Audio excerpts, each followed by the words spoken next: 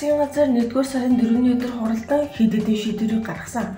Хуралдаанаар Улаанбаатар хотын хэмжээнд бүх нийтийн бэлэн байдлын зэргийг 1-р сарын 6-наас 4 хоног сунгаж 1-р сарын 11 хүртэл хугасан юм а. Цар тахад хатуу хөл хориг тавьж сувхаас аргагүй байдалд оруулж байна.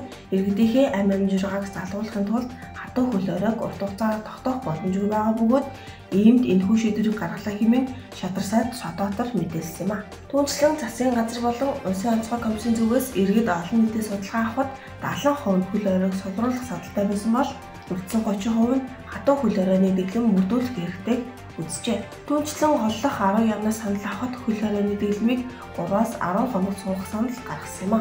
Хэрэв эдгээр өдрүүдэд халдварын шинэ голомт дахин үүсч дэлгэрвэл илүү хатуу арга хэмжээ аван ажиллах болно. Бүх нийтийн хатуу хөл хоригоо дахин сувгахыг үгүйсэхгүй гэдгийг онцоллоо. Хатуу хөл хориг сулруулсан дараа нөхцөл байдал хүндрэх, шинэ голомт үүсэх, эрүүл мэндийн салбарт хүндрэл үүсэхийг үгүйсэх аргагүй. Энэ тохиолдолд хатуу хөл хоригны дэглэмд шилжиж орно гэдгийг Улсын онцгой комиссоос анхааруулсан билээ. Засгийн газрын ээлжид бус хуралдаанаар сар шинийн баярыг тэмдэглэхгүй байхаар шийдвэрлэлээ. Учир нь коронавирусын халдварын тархалт өндөр байгаа тул энэхүү бүх нийтээрээ сар шинийн баярыг тэмдэглэхгүй байхаар шийдвэрсэн байна. Түүнчлэн халдварын тоо өдөр ирэх тусам нэмэгдэж байгаа бөгөөд хэрэв коронавирусын халдвар иргэдийн дунд алаг цог хэлбэрээр илэрвэл хөл хоригны дэглэмийг чангатах хүртэл арга хэмжээ авч болзошгүйг засгийн газар болон Улсын онцгой комиссоос сануулсан юм а. Сануулгад хотолтой ус хэмээх төмөр болгон жилийн өвлийн адаг сарын битүүн 2021 оны 2-р сарын 11-ний пүүн гарахт болно. 17-р жарны 35 он буюу 6 цагаан мөнгөтэй цагаагч өнгөрөх жилийн цагаан сарын шинэ нэгэн 2021 оны 2-р сарын 12-ны баасан гарагт тохиож байжээ. Бүгд найрамдах хятад ард улсаас замын үед бомдоор энэ сарын 3-ны өдөр А компани импортлсон коронавирус халдварын сорьц авах PCR шинжилгээний багц 243 мянган ширхэг бүтээгдэхүүнийг хилээр нэвтрүүлэх үед хилийн мэргэжлийн албанаас хяналт шалгалт хийжээ. Улмаар энэхүү бүтээгдэхүүнийг импортлохдоо зориулалтын бос тээврийг хэрэгслээр тээвэрлсэн бүтээгдэхүүн хүлцсэн зөрчлийг илрүүлсэн байна. Иймд мэргэжлийн байгууллагаас бүтээгдэхүүнийг төр садуулан зөрчлийн тухай хуулийн дагуу шалгаж байгаа ажээ. Коронавирус цар тахлаас өрчлөлт сэргийлэх тэмцэгтэй холбогдуулан иргэн аж ахуй нэгжийн үйл ажиллагааг 9 сарын турш хязгаарласан. Нийт 38 хоног бүрэн зогсоосон зэргээс үүдэн аливруудын амжиргаагаа залгуулдаг орлогон тасалдах, огт орлогогүй болох үндэсний үйлдвэр аж ахуй нэгжүүд дампуурах эрсдэл үүсэж улс орны эдийн засаг төлдөн сэргээн босгоход төлөөгүй нөхцөл байдал үүсэж байна.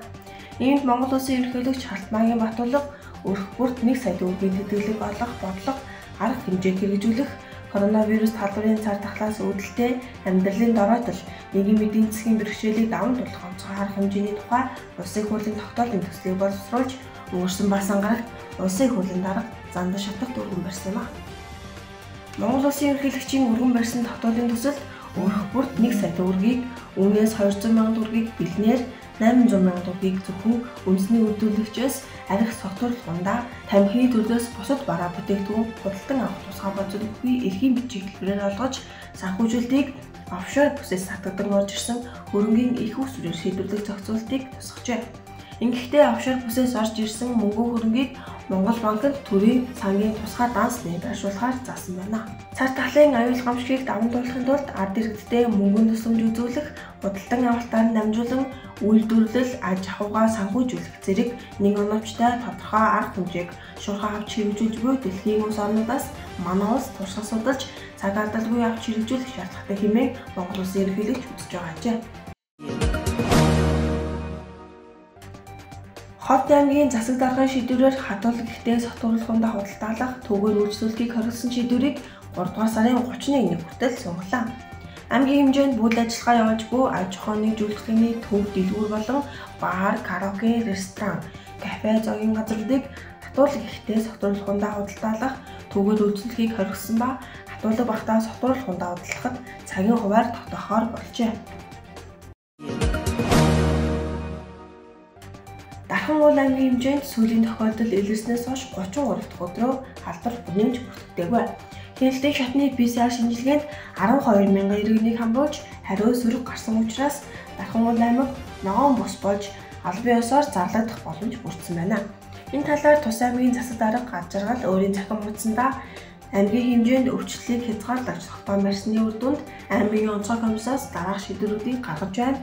Үүнд 1 сарын 7-ны пүрэв гараас эхлэн дараах чиглэлийн үйл ажиллагаанууд тусгай гормын дагуу хэвийн үйл ажиллагааг эхлэн явуулах болно хэмээн бичжээ. Үүнд олон улсын байгууллагууд, худалдаа үйлчлэгийн байгууллага, заах худалдааны төвүүд, зочд буудлууд, спорт зал, танхимууд, фитнес, йог, спиннинг, теннис, бильярдын төвүүд, бүх төрлийн хүрэлтийн үйлчилгээнүүд, нийтийн хоолны үйлчилгээ, нэгд цэгийн үйлчилгээ, саун бассейн, нийтийн халуун ус, гоо сайхан, мэргэжлийн төр сургалтууд, сүлжээний бизнес, сууд агуулмжтай бараа бүтээгдэхүүн худалдаалах зэрэг байгууллагуудыг нэлээ. Харин эдгээр бүх үйлчилгээний байгууллагууд 18 хүртэлх насны хүүхдэд үйлчлэхгүй өнгөрсөн зар талын хүнд үед биднийг өдөртөн чиглүүлж дэмжин тусгасан содоодор дарагтай улсын онцгой комисс Ерөнхий сайдын ахлах зөвлөгийн хоёр, улсын хурлын гишүүн Жавхлан Дамдин ям, Бат Төмөр болон Эрүүл мэндийн ам, халдвар төвчин судлалын үндэсний төв болон нийтийн зөвлөгч, цагдаа, онцгой мэргэжлийн хэлтийн газар нийт төрийн албан хаагчдаа чиг сэтгэлээсээ талархлаа илэрхийлэх хэмээн онцолжээ. Баянгол дүүргийн 5 болон 6 дугаар хорооны нутаг дэвсгэрт ачтан эмнэлэг болон хэд хэдэн байршилд COVID-19 халдвар голомтлон гарсан тул энэ сарын 7-ны 3 цагаас 1-р сарын 11-ний 6 цаг хүртэл хэсэгчлэн хөдөлгөөний хязгаарлалт тогтоожээ. Энэ хугацаанд COVID-19 халдварыг хандах бэлрүүлэх ажлыг тухайн байршил зохион байгуулна. Энэ хүрээнд эрүүл мэндийн ам болон нийслэлийн эрүүл мэндийн байгууллагын 53 явуулын багийн 300 орчим эмч ажилтан иргэдээс шинжилгээ авна. Мөн цагдаа онцгой байдал мэргэжлийн хяналт тагнуулын байгууллагын нийт 300 гаруй албагч үүрэг гүйцэтгэж байгаа юм байна.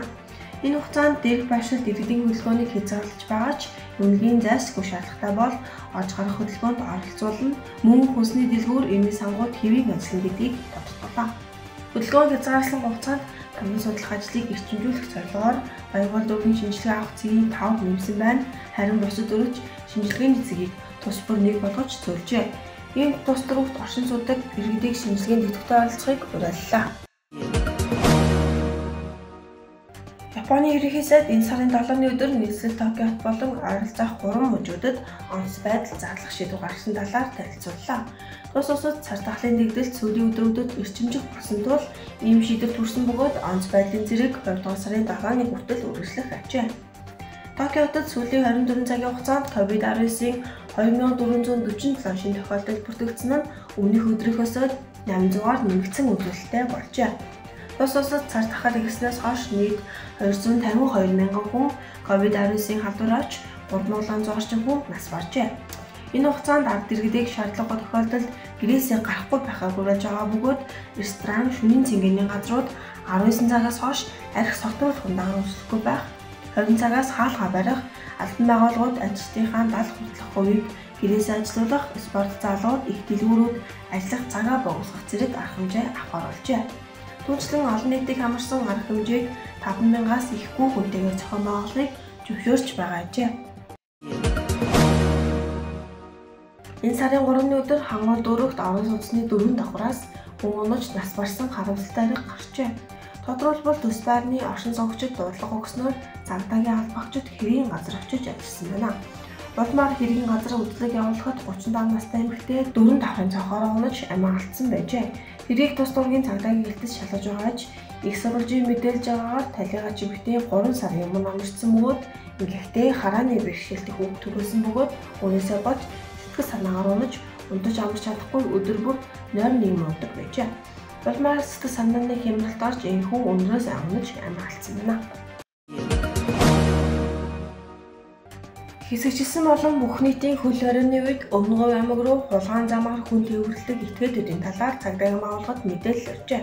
Улмаар холбогдох байгууллагаас шалгалтын үйл ажиллагаа явуулахад Өмнө Говь аймгийн иргэдийн нэгдсэн цахим хуудасуудад Улаанбаатар Өмнө Говь цогц зэгцийн маршрутаар нэг хүнийг 250-аас 300 мянган төгрөгийн хооронд авч явныг утгатай зарыг байршуулан ачаа тийшийг овор хэмжээнээс хамаарч 50,000-аас 100 мянган төгрөг тооцон авч зөвшөөрлгүй буюу хулгайн зам гэх тодорхойлолтой тавцамаар явдаг болох нь шалгалтаар тогтооджээ. Одоогийн байдлаар дээрх зөвшөөрлгүй автозамаар хүн тээвэр хийсэн 17 тээврийн хэрэгсэл, 18 жолооч, 31 зорчигчгээд нийт 49 иргэнийг илрүүлэн Харьяа дүүрэг орон нутгийн цагдаагийн газар төвчлийн иргэнийг материал жуулан шалгаж байгаач.